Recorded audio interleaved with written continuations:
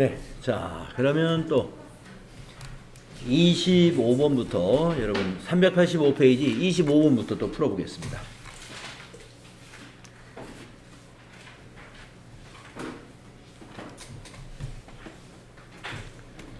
다음 중 소득세법상 금융소득에 대한 설명으로 옳지 않은 것은 이랬네요. 자 1번 직장공제외 초과반환금은 무조건 분리과세 대상입니다. 맞죠? 2번 이자소득과 배당소득은 필요경비가 인정되지 않습니다. 맞습니다.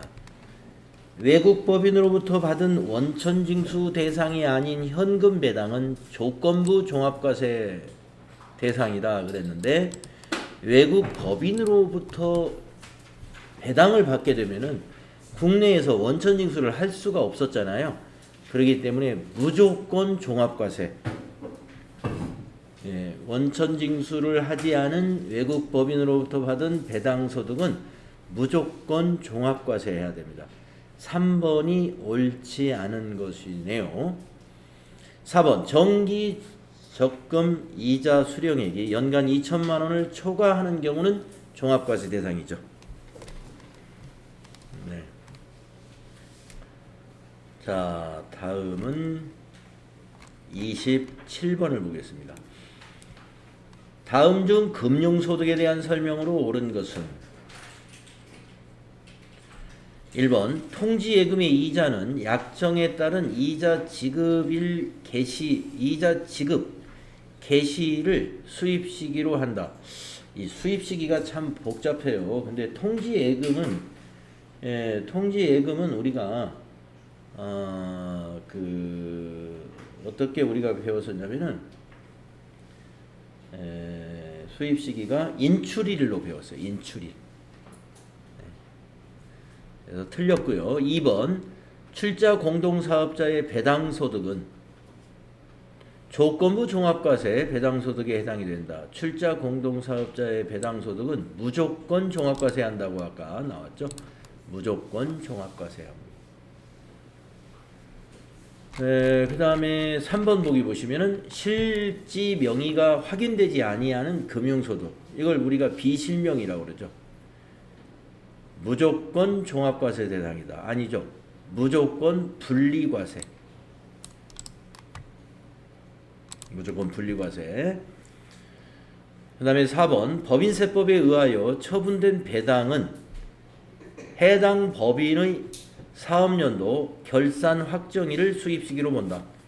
네, 그렇습니다. 법인세법에 따라서 처분된 배당은 결산 확정일이 수입시기가 되고 법인세법에 따라서 처분된 상여는 근로를 제공한 날로 수입시기가 정해지죠. 그래서 4번은 맞았어요. 다음에 29번 보겠습니다. 다음 중 소득세법상 사업소득에 대한 설명으로 옳지 않은 것은 이랬습니다. 논밭을 작물 생산에 이용하게 함으로써 발생하는 소득은 비과세 사업소득 맞죠? 2번 사업소득 중 연말정산 대상 사업소득은 분리과세 대상이다. 연말정산 사업소득을 하는 사람들이 어떤 사업자가 있냐면요, 보험 설계사 또는 그 골프장에서 일하시는 분들, 여기에 일부 인력이 그런 분들이 있습니다. 그래서 이러한 경우는요, 분리과세 대상이 되는 사업소득에 해당이 돼요. 아니에요. 분리과세는 아니죠. 분리과세는 아니죠. 그래서 옳지 않은 것은 2번이다.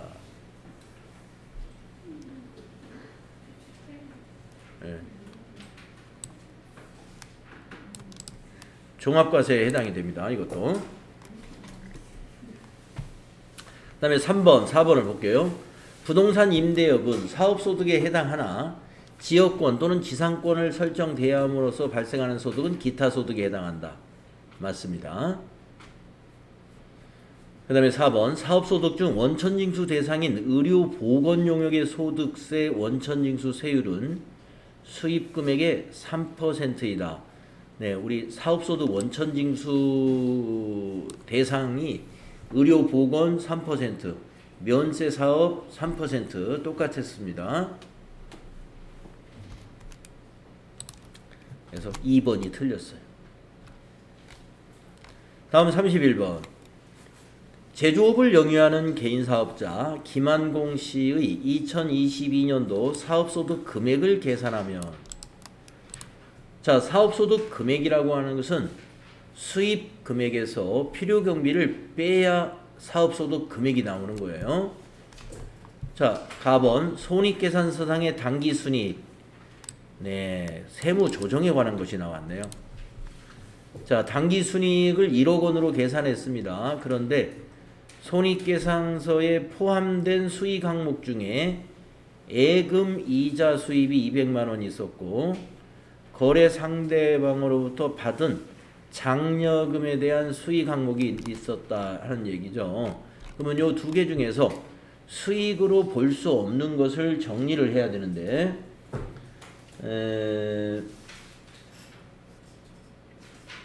수익으로 볼 수 없는 거, 여기 예금 이자, 개인사업자의 예금 이자 수입은 이자 소득으로 보는 거고요. 이자 소득으로 신고하는 거고, 이건 사업소득의 수익이 아닙니다. 사업소득의 수익이 아니에요. 그래서 요거는 빼줘야 돼요, 수익에서. 그 다음에 비용 쪽을 보겠습니다. 손익계산서에 포함된 비용 항목, 소득세를 비용으로 빼면 안 돼요. 법인은 법인세 비용을 빼가지고 법인도 어떻게 됩니까? 법인도 법인세를 계산할 때는 법인세 비용을 차감하기 전에 이익을 가지고 법인세를 계산하잖아요. 그래서 개인 사업자의 경우도 소득세 계산할 때는 소득세 비용은 빼지 않습니다. 그래서 소득세를 우리가 저기에서는 당기순이익을 계산할 때는 소득세까지 빼가지고 당기순이익을 계산하지만, 종합소득세 세무조정할 때는 이 소득세는 제외시켜야 돼요. 그래서 비용에서 빼주기 때문에 이것을 빼주면 당기순이익이 어떻게 될까요? 더 증가하게 되는 거죠. 그래서 이건 플러스가 되겠고요. 아까 200만 원은 마이너스를 시키면 됩니다. 그 다음에 김한공 씨의 배우자에 대한 급여, 격리부서에서 근무합니다. 김한공 씨 본인에 대한 급여라면은 이것도 소득금액으로 비용으로 보면 안 돼요. 그래서 더해줘야 되는데, 배우자라며 배우자, 배우자에 대한 급여는 비용으로 인정받아요. 비용으로. 격리부서에서 근무하고 있기 때문에 근무를 안 하면 안 되겠죠. 자, 그래서 어떻게 계산하느냐? 사업소득 금액은 요 500만 원은 더해 주시고, 그리고 아까 수익으로 볼 수 없는 거 이자 소득 있죠? 이거는 이자 소득으로 간주해야 돼요. 그래서 200만 원은 빼줍니다. 그러면 300만 원만 더해 주면 되겠네요. 그래서 사업소득 금액은 2번 1억 300만 원이다. 이 문제는 우리가 이제 여기 지금 모의고 이게 유형별 연습 문제에는 나왔는데 본문에서 이런 부분들이 안 나와가지고 나온 것만 좀 알아두시는 걸로 하세요. 그래서 아까 이자를 왜 수익에서 뺐느냐? 개인 사업자의 이자는요, 이자 소득으로 간주해서 이자 소득으로 신고해야 돼요. 사업 소득에 법인 같은 경우는 영업의 수익으로 잡아요. 법인은. 근데 지금 여긴 뭐냐면은 개인 사업자예요. 개인 사업자. 개인 사업자가 예금을 해가지고 이자가 받는 것은 이자 소득으로 신고를 해야 됩니다. 그래서 사업 소득 금액이 아니니까 이건 빼주는 거고, 소득세는 비용으로 종합소득세 신고할 때는 소득세는 비용이 아니에요. 그래서 이걸 빼준다.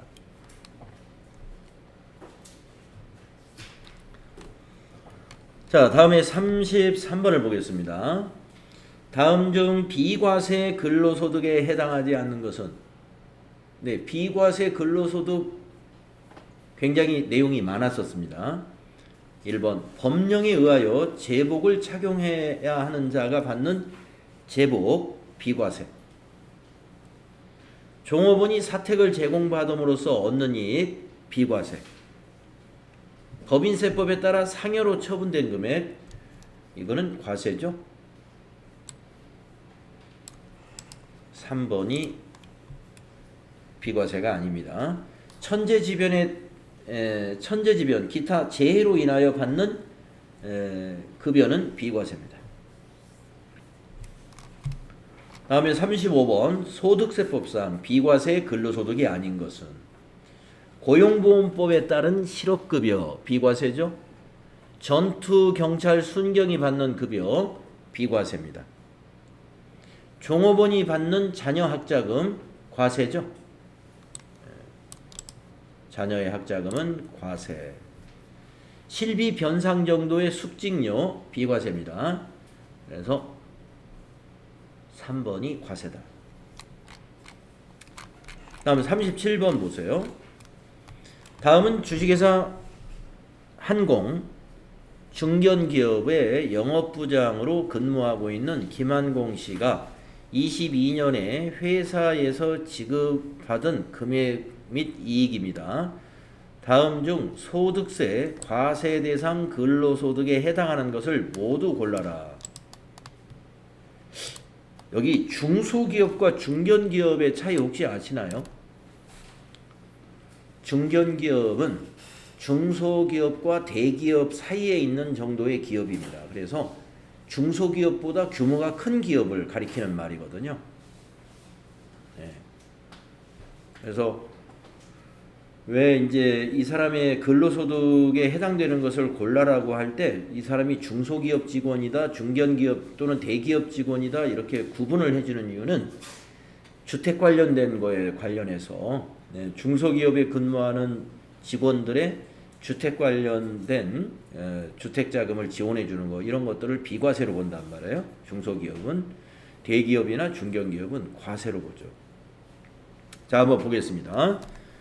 과세 대상 근로소득을 찾아볼까요? 1가번 여비의 명목으로 받는 월액의 급여. 자, 여비 명목으로 받는데 월액으로 급여에 포함해서 받는 것은 이거는 과세가 됩니다. 자가운전 보조금이 아니에요, 이게. 이건 뭡니까? 출장을 가든 안 가든 매월 5만 원, 매월 10만 원씩 준다는 거예요. 그건 이건 수당으로 봐야 돼요. 일반 수당으로. 과세. 나번 자녀의 학자금 과세. 다번 주택 구입에 소요되는 금액을 무상으로 대여받음으로써 얻는 이익. 김한공 여기 이분이 김한공 씨가 중소기업이면 이게 비과세죠. 그런데 중견기업이니까 과세. 라번 식사의 제공을 받지 않고 수령한 10만 원의 식대. 이건 비과세죠. 그러면 과세 대상 근로소득은 가나다니까 3번이 답이 돼야 되겠네요. 37번은 3번이 답이 된다. 다음에 39번 보겠습니다. 다음 중 소득세법상 근로소득에 해당하지 않는 것은 회사에서 지급받는 휴가비는요? 과세. 그 다음에 출장 임원이 회사로부터 사택을 무상으로 제공받음으로써 얻는 이익. 예, 출자한 임원이다 그랬습니다. 출자 임원. 예, 출자 임원이 사택을 제공받았으면은요 과세가 돼야 되겠죠. 근로소득에 해당하지 않는가. 그렇죠? 출자 임원이니까. 다음에 3번. 대기업 종업원이 회사로부터 주택 구입 자금을 무상으로 이거 과세. 그다음에 4번. 근로 제공의 대가로 받은 주식 매수 선택권을 퇴직 후에 행사함으로써 얻은 이익. 퇴직 후에는 근로소득이 아니고 기타 소득이었죠. 그래서 답은 4번이 되겠다. 4번은 기타 소득이다.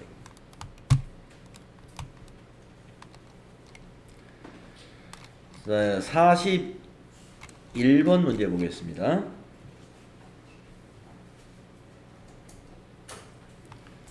다음 중 소득세법상 근로소득에 대한 설명으로 옳지 않은 것은 이랬어요. 종업원이 받는 직무수당 중에 사회통념상 타당하다고 인정되는 범위 내의 금액은 근로소득으로 보지 않는다. 직무수당? 네, 직무수당이 사회통념상 타당하다는 금액이 있을까요? 네, 직무수당은 전부 과세입니다. 그래서 옳지 않은 거 1번 같아요. 1번. 직무수당이라는 것은 뭐 무슨 직무에 대해서 수당을 준다는 거죠. 무슨 뭐 영업수당을 준다든가 또는 뭐 격리부서에 있는 사람들에게 뭐 격리수당을 지급한다든가 이런 것을 말하는 건데, 직무와 관련해서 주는 수당 중에 일부는 비과세가 있긴 합니다. 기자들이 받는 취재수당이라든가 연구원이나 교직자가 받는 연구수당이라든가 이 일부는 있어요. 그렇지만 그냥 직무수당 하면은 다 해당되는 거예요. 총무부에도 직무수당 줄 수가 있고 영업직무수당도 줄 수가 있고 하는 건데 그것은 과세다. 자, 나머지 한번 보겠습니다. 법인의 임원이 부여받은 주식매수 선택권을 근무하는 기간 중 행사함으로써 얻은 이익은 근로소득에 해당한다. 맞고요.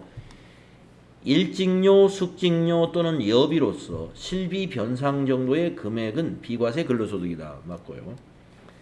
연말 정산한 근로소득은 다른 종합소득이 없으면 과세표준 확정신고를 하지 않아도 된다. 맞죠? 다음 43번 보세요. 다음 중 소득세법상 근로소득이 있는 자만 적용받을 수 있는 세액공제끼리 짝지어진 거. 근로소득만 있는 자가 그 세액공제 받는 게 꽤 많았죠. 1번 연금계좌 세액공제와 보장성 보험료 세액공제. 자, 연금계좌는요. 연금계좌는 근로소득이 없는 자, 즉 내국인 그러니까 종합소득이 있는 자도 해당이 됩니다. 연금계좌 세액공제는. 그러나 보장성 보험료 세액공제는 근로자에게만 적용이 돼요. 다음에 2번 정치자금 기부금 세액공제와 외국납부 세액공제. 네. 외국납부 세액공제는 근로자에게만 적용되는 게 아니죠. 네. 그리고 정치자금 기부금 세액공제도 네. 근로소득이 없는 자, 사업소득이 있는 자도 해당이 됩니다. 2번도 아니고. 다음에 43번. 3번. 보장성 보험료 세액공제. 네, 이건 근로자만 해당되죠. 월세에 대한 세액공제. 이것도 근로자에게만 해당이 됩니다. 네. 그래서 근로소득이 있는 자죠. 월세액은 근로소득이 있는 자. 그래서 답은 3번이네요. 보험료 세액공제와 월세 세액공제는 근로소득이 있는 자에게 적용이 됩니다. 4번 교육비 세액공제. 이거 근로소득이 있는 자. 자, 표준세액공제는 근로소득이 있는 자도 적용되지만 근로소득이 없는 자도 표준세액공제 7만원 적용된다 그랬죠? 그래서 답은 3번이 되겠습니다. 다음에 45번으로 가보겠습니다. 다음은 거주자 김한공 씨가 주식회사 한공으로부터 수령한 소득 자료입니다. 이를 이용하여 김한공 씨의 총 급여액을 계산해 보세요. 자, 총 급여액은 비과세와 분리과세를 빼면 돼요. 기본급 3,600만 원, 네, 총급여. 상여금 총급여. 식대가 240인데 월 20만 원씩이었네요. 식사는 제공받지 않았으므로 여기서 절반은 비과세가 해당이 됩니다. 월 10만 원까지니까. 그래서 여기는 240이 아니라 120만 원만 총급여에 포함이 돼요. 그 다음에 라번, 본인 차량을 업무 수행에 이용하고 회사의 지급 기준에 따라 받는 자가운전 보조금 월 30만 원을 받았네요. 월 20만 원까지가 비과세니까 총급여에 포함되는 것은 월 10만 원만 총급여에 포함을 시킵니다. 그러면 360이 아니고 여기도 120만 원이네요. 예, 비과세를 빼면은 식대 120 그리고 자가운전 보조금 120을 기본급하고 상여에다 더해주면 되겠습니다. 3,900에다가 4,120 4,240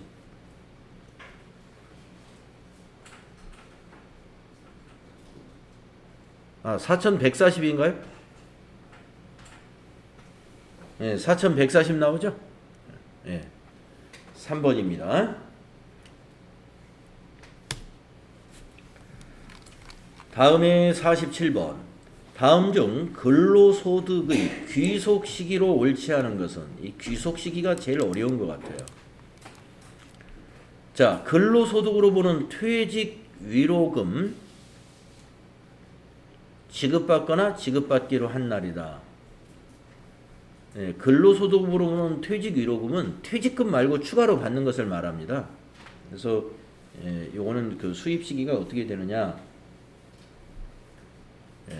지급받기로 한 날, 지급받거나 지급받기로 한 날, 이거 맞습니다. 다음에 2번. 잉여금의 처분에 의한 상여.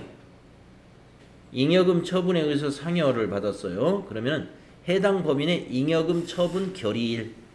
네, 맞습니다. 이것도 맞았고. 다음 인정상여. 해당 법인의 결산 확정일이 아니고 인정상여는 근로를 제공한 날이에요.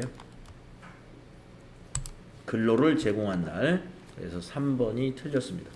급여, 근로를 제공한 날. 이런 47번 같은 문제 맞추기 좀 쉽진 않아요. 인정상여, 근로를 제공한 날. 다음에 49번 문제 보겠습니다. 다음 중 소득세법상 일용직 근로자에 대한 설명으로 옳지 않은 것은? 네, 일용직 근로자에 대한 공부는 여러분이 아주 잘 돼 있죠. 15만 원을 한도로 근로소득공제를 적용한다. 맞습니다. 산출세액 산정 시 6% 세율 적용하죠? 맞습니다. 근로소득 세액공제는 산출세액이 55%를 적용하며 그 한도가 없다. 맞습니다. 동일한 고용주에게 6개월 이상 고용되지 않은 근로자를 말한다. 3개월이죠. 네. 4번이 틀렸네요. 우리가 일용직 근로자라는 것은 동일한 고용주에게 3개월 이상 고용되지 않은 근로자를 말합니다. 그래서 3개월이 되면 퇴직했다 다시 입사를 해서 일용직 근로자 자격을 또 갖추고 뭐 이렇게 할 수는 있겠네요. 4번이 틀렸습니다. 다음에 51번 보겠습니다. 다음 중 소득세법상 일용근로자의 소득에 대한 설명으로 옳지 않은 것은? 네. 자, 1번. 일용근로자의 근로소득이 1일 15만 원 이하인 경우 부담할 소득세는 없어요. 그죠? 그다음에 2번 일용근로자의 산출세액은 근로소득 과세표준의 기본세율을 적용한다. 틀렸죠? 예. 일용근로자의 산출세액은 기본세율 중에서 그냥 6% 하나만 적용하는 거예요. 옳지 않은 것은 2번이 옳지 않습니다. 3번 일용근로자의 근로소득세액공제는 산출세액이 55%. 4번 일용근로자의 근로소득은 항상 분리과세. 예, 항상 분리과세합니다. 다음에 53번 다음 중 연금소득에 대한 설명으로 옳지 않은 것은 네, 소득세법에 따라 연말정산한 공적연금 소득만이 있는 자가 다른 종합소득이 없는 경우에는 과세표준 확정신고를 하지 않아도 되죠. 2번 산업재해보상법에 따라 받는 각종 연금은 비과세 연금소득이죠. 3번 연금소득 공제액이 900만원을 초과하는 경우에는 900만원을 한도로 하고 있으니까 900만원만 공제해야겠죠. 4번 연금계좌에서 연금 수령하는 경우에 연금소득은 연금을 지급받기로 한 날이 수입시기가 된다. 우리가 공적연금은 지급받기로 한 날이지만 사적연금은 지급받은 날로 그 수입시기가 서로 다릅니다. 그래서 공적연금과 사적연금이 다르기 때문에 요 4번이 틀렸다고 할 수 있어요.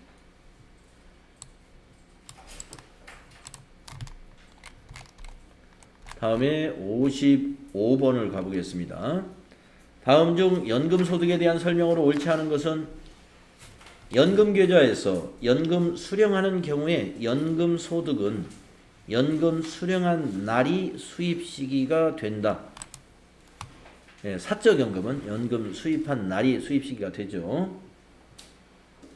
그러면 2번 연금소득공제액이 900만원을 초과하는 경우에는 900만원을 공제한다. 맞고 공적연금만 있는 자는 해당 공적연금 소득을 종합소득 확정신고해야 한다. 이게 틀렸네요. 그러니까 1번도 좀 약간 연금계좌에서 연금을 수령하는 경우라고 그랬는데 이게 사적연금이라고 해야 되는 건데 원래 그렇죠? 그 다음에 4번 산업재해보상법에 따라 받는 각종 연금은 비과세 연금소득에 해당한다. 맞습니다. 3번이 틀렸죠. 다음 57번 연금소득에 대한 설명으로 옳지 않은 거. 자 1번 공적연금만 있는 자가 다른 종합소득이 없는 경우에는 과세표준 확정신고를 하지 않아도 되죠. 맞고 2번 공적연금 소득은 공적연금 관련법에 따라 연금을 지급받기로 한 날을 수입시기로 한다. 맞죠? 연금소득 공제액이 900만원을 초과하는 경우에는 900만원만 공제해야죠. 4번 공적연금 관련법에 따라 받는 일시금은 연금소득으로 과세한다. 자, 연금을요, 연금으로 받아야 연금소득이고 일시금으로 받으면은 퇴직소득으로 봐요. 일시금으로 연금을 받잖아요. 그러면 퇴직소득으로 과세합니다. 그래서 4번이 옳지 않습니다.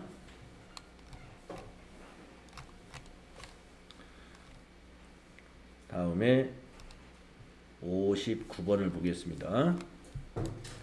다음 중 무조건 종합과세되는 기타 소득으로 옳은 것은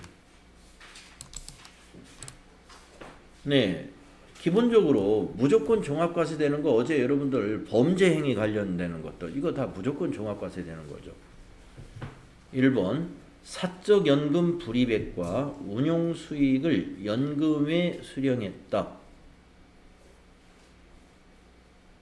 사적연금 불이백과 운용수익을 연금 외에 받은 거 이거 기타소득인데 이거 조건부죠. 서화 골동품의 양도 무조건 분리과세 인적 용역을 일시적으로 제공하고 받는 소득 예, 이거 조건부예요. 그 다음에 4번 알선 수재 및 배임 수재에 따라 받는 거, 이건 무조건 종합과세죠. 이거하고 뇌물이 있었죠. 무조건 종합과세되는 기타 소득이 두 가지가 있었습니다. 뇌물과 알선 수재 배임에 따른 금품. 다음에 61번. 다음의 기타 소득 중 최소한 총수익 금액의 80%를 필요 경비로 인정하는 거 두 가지가 있었어요. 상금하고 주택 입주 지체 상금 두 가지입니다. 그래서 3번 3번이죠. 주택 입주 지체 상금. 여기는 총수익 금액의 80%를 필요 경비로 인정해 줍니다. 다음은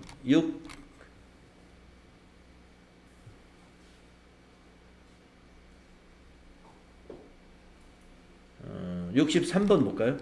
다음 중 소득세법상 기타 소득에 해당되지 않는 것은 기타 소득이 아닌 거. 1번 물품 또는 장소를 일시적으로 대여했다. 그리고 사용료를 받았어요. 기타 소득 같습니다. 2번 공익사업과 관련하여 지역권을 설정하고 대여했어요. 예, 기타 소득이죠. 3번 저작자가 자신의 저작권의 양도나 사용의 대가로 받았어요. 저작자가 아닌 자가 저작권의 사용 대가를 받았으면 기타 소득인데 이건 저작자잖아요. 본인 사업 소득이에요. 답은 3번이에요. 네, 해당되지 않는 것은 3번 사업 소득으로 봐야 될 것 같습니다. 4번은요. 계약의 위약 또는 해약으로 인하여 받는 위약금. 예, 요거 기타 소득이죠. 다음에 65번 봅시다. 다음 중 소득세법상 기타 소득에 해당하지 않는 것은 복권에 당첨되어 받는 금품 기타죠. 물품을 일시적으로 대여하고 사용료를 받았어요. 기타 소득. 재산권에 대해서 알선 수수료 기타 소득. 저작권 또는 음반 제작자가 저작권의 양도 또는 사용의 대가로 받았어요. 이거 역시 사업소득. 4번이 아니다. 다음 67번 봅시다. 다음 자료는 거주자 김한공 씨의 22년 귀속 소득 내역입니다. 김한공 씨의 종합과세되는 기타 소득 금액은 얼마인가요? 실제 소요된 필요경비는 확인이 되지 않는 것으로 가정하세요. 기타 소득 금액을 계산하라고 그랬으니까 필요경비를 뺀 것을 계산하라 이 말이에요. 기타 소득 금액은 수익금액에서 필요경비를 빼야 되죠. 자, 가번 위약금으로 받는 주택입주 지체상금 300만원 받았대요. 그러면 여기 80%를 빼야 되죠. 그러면 240을 빼면 여기서는 60만원이 소득금액이 됩니다. 240만원을 빼야 되니까 60만원. 다음에 상훈법에 따라 상금을 받았어요. 법률에 따라서 상금을 받는 것은 비과세예요. 비과세. 이건 비과세. 그 다음에 다번 고용관계 없이 다수인에게 강연을 하고 받은 대가로 받은 강연료. 네, 이것은 이제 60%가 필요경비 인정되는 거죠. 강연료, 원고료, 이런 거 60%였습니다. 그러면 68은 48, 480만원이 필요경비니까 800 중에서 480을 빼면 320 맞나요? 320. 320이 소득금액이 됩니다. 그 다음에 라번 골동품을 박물관에 양도하고 받은 대가입니다. 자, 서화 골동품 무조건 분리과세. 무조건 분리과세 됩니다. 그러면 이거는 빼야죠. 종합과세를 하지 않으니까. 원천징수로서 끝나요. 자, 그러면은 더해 보겠습니다. 380만 원 나오네요. 두 개를 더하니까 380만 원 나오죠. 그래서 답은 2번이 되겠다. 답은 2번이 됩니다. 다음에 69번 문제 보겠습니다. 다음 중 이자 소득의 수입 시기에 대한 설명 잘못 연결된 것은 수입 시기가 어려워요. 통지 예금의 이자 인출입? 네, 인출입 맞아요. 저축성 보험의 보험 차익, 보험금 또는 환급일의 지급일 또는 중도 해지. 네, 지급일이겠죠. 네. 다음에 3번. 무기명 채권의 이자 할인액. 무기명 채권은 지급받은 날입니다. 약정에 따른 지급일이 아니고 지급받은 날. 그래서 3번이 잘못됐다. 4번. 환매 조건부 채권 또는 증권의 매매 차익. 약정에 의해서 환매수일. 네, 환매수일을 수입시기로 봅니다. 네, 3번이 잘못됐다. 다음 71번. 다음 중 소득세법상 사업소득의 수입시기. 네, 사업소득의 수입시기.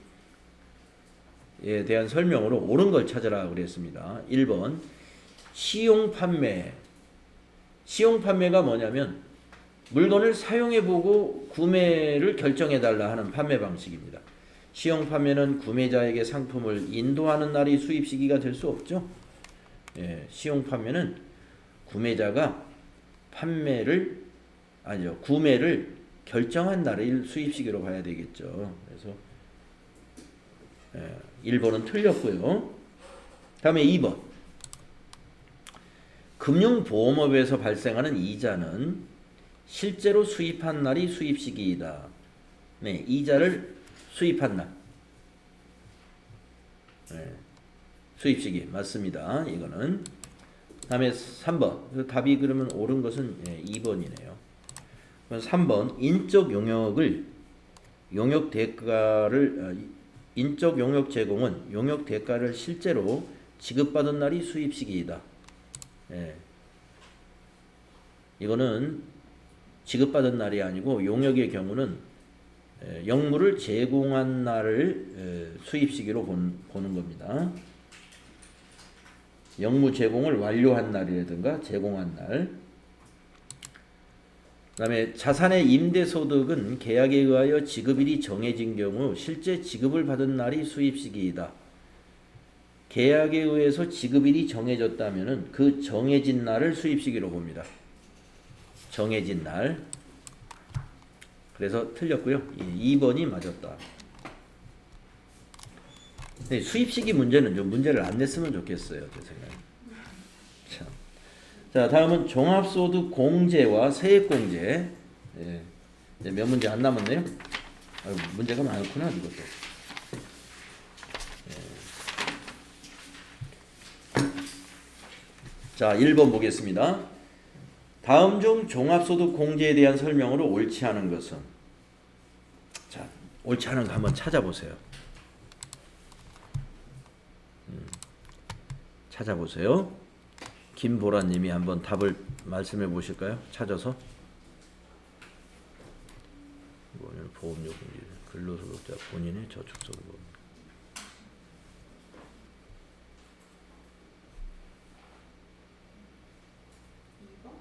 1번. 그렇죠. 왜 그러냐면은 2번이라고 그랬어요? 1번이 옳지 않은데요. 1번이 저축성 보험료는 공제 대상이 아닙니다. 우리가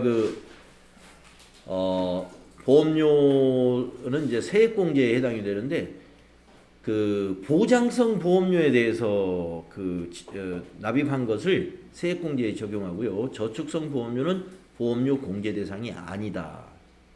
그래서 옳지 않. 생명보험. 네.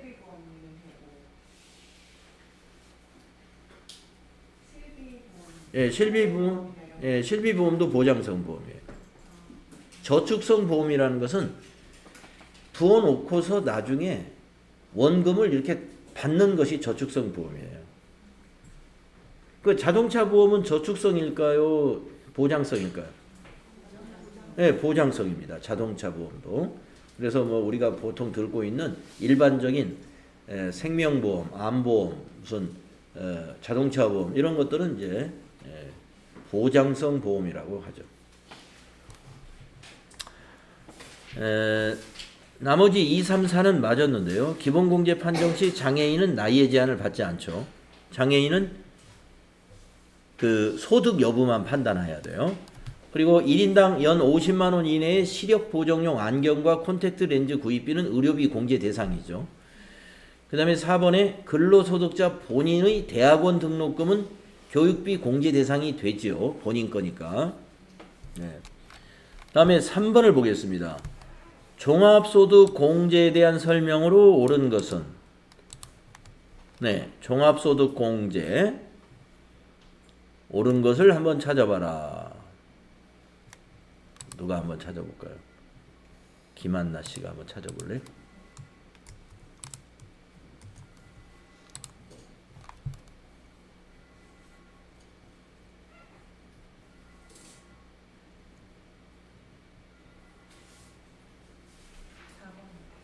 네?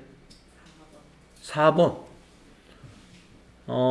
해당 과세기간에 사망한 자도 기본공제 대상이 될 수 있다. 그렇죠.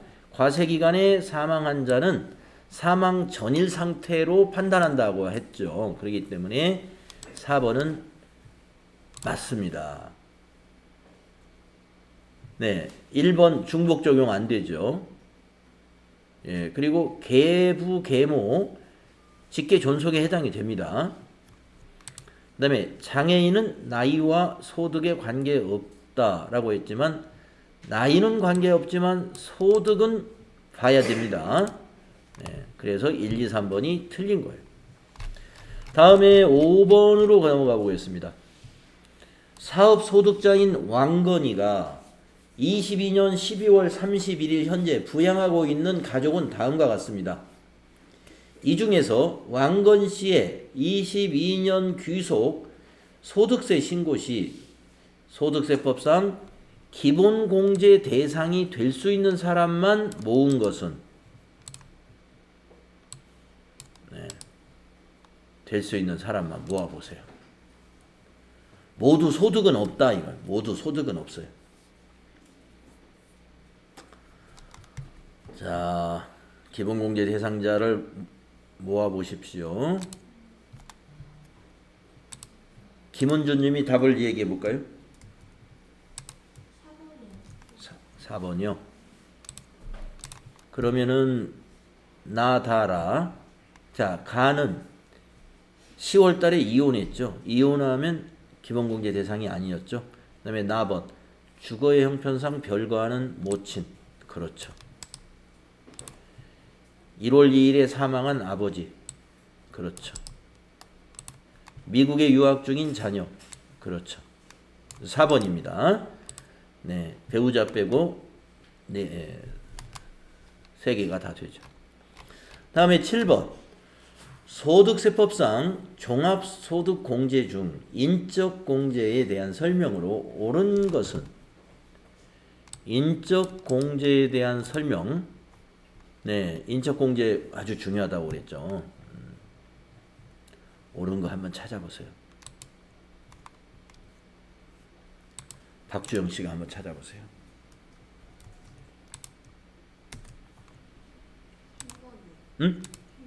3번이요?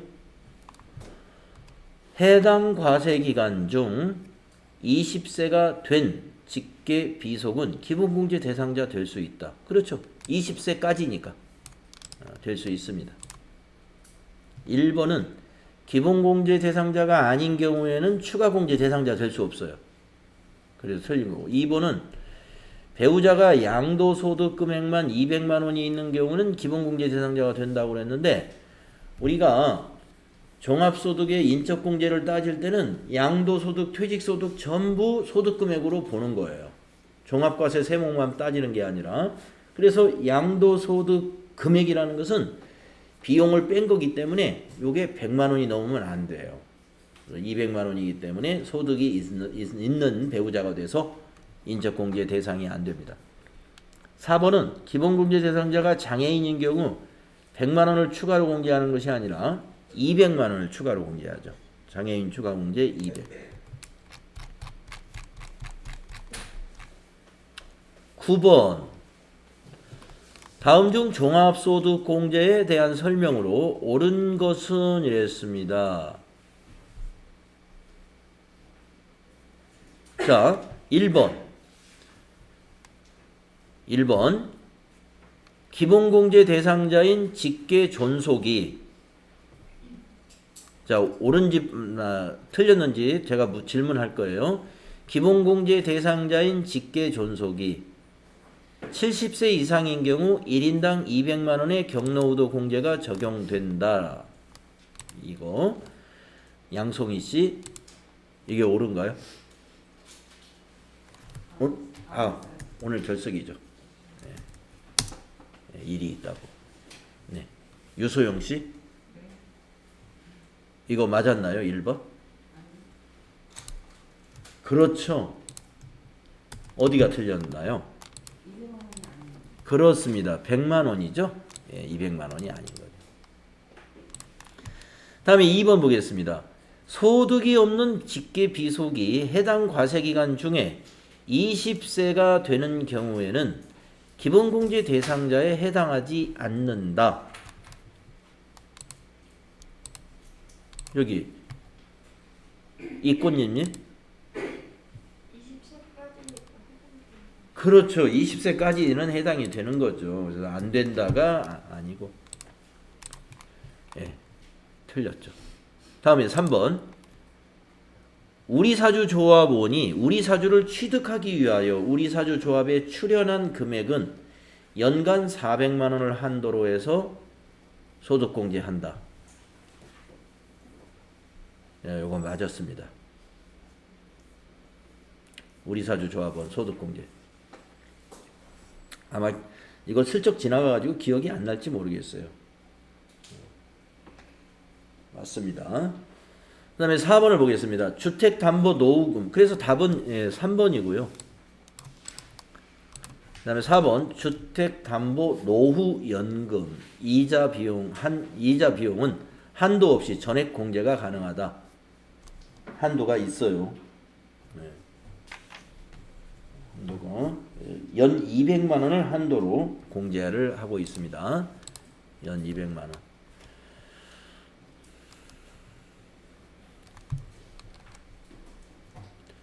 그래서 답은 3번이었습니다.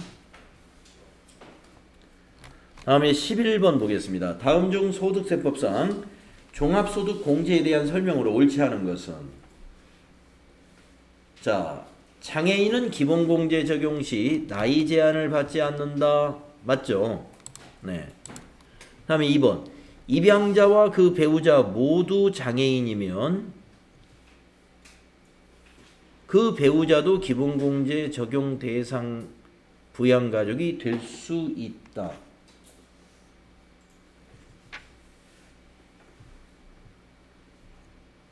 입양자라는 것은 자녀와 마찬가지죠.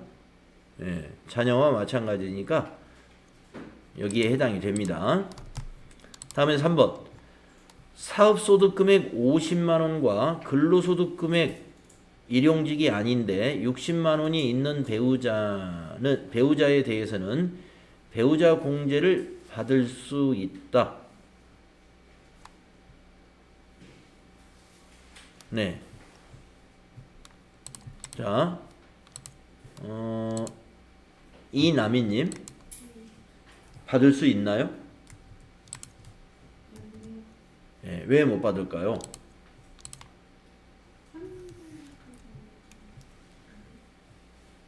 사업소득금액 50만 원하고 근로소득금액 60만 원을 더하면 110만 원이 돼서 100만 원을 넘었죠. 예, 그래서 100만 원 초과했으므로 소득 금액이 100만 원 초과하면 기본공제 대상자가 아닙니다. 그래서 배우자 공제를 못 받아요. 그 다음에 4번 공제 대상 부양가족이 있고 종합소득 금액이 연간 3천만 원 이하인 배우자가 없는 여성 세대주는 부녀자 추가 공제 받을 수 있죠. 그래서 4번은 맞았습니다. 3번이 틀린 거예요. 자, 좀 쉬어야 되겠습니다. 여러분 쉬었다가 다음 시간에 13번부터 또 풀겠습니다. 네.